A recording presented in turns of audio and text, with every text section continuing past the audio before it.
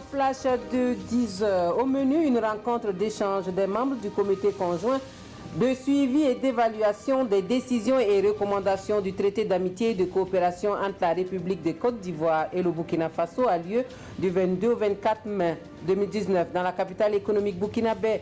Une réunion qui se tient en prélude à la 8e conférence au sommet des chefs d'État du TAC et qui va faire le point de la mise en œuvre des accords signés au dernier sommet afin de booster les chantiers de développement dans les deux pays dans le cadre de ce traité. Le reportage complet à suivre dans notre édition de la mi-journée.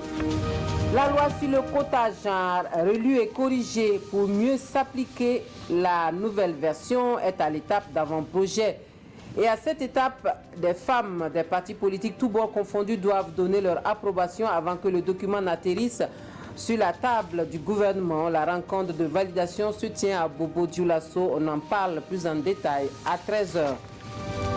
Hors de chez nous, en Afrique du Sud, Cyril Ramaphosa, réélu président sans surprise par les députés après la victoire de son parti, le Congrès national africain, aux législatives.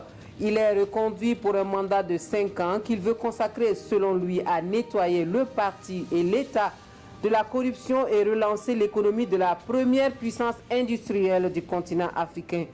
Le président réélu doit annoncer son nouveau gouvernement les prochains jours.